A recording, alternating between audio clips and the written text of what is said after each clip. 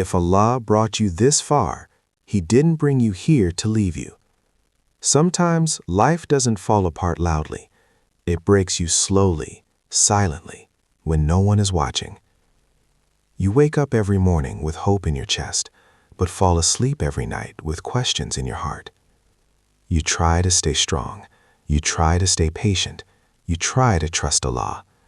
But some days, the weight feels heavier than your strength. People see your smile, but they don't see the battles behind it. They don't see the tears you wipe away before prayer.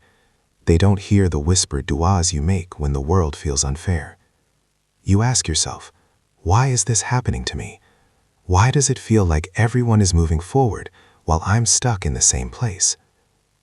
But what if this pause is not a punishment? What if Allah is protecting you from something you cannot see? What if the delay is saving you from a road that would have broken you completely?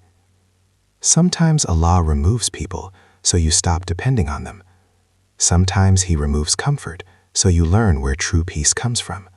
Not from money, not from people, not from success, but from trusting Allah with a full heart. Remember this: Allah sees every silent struggle. Allah hears every unspoken prayer. Allah knows how tired you are, even when you keep going.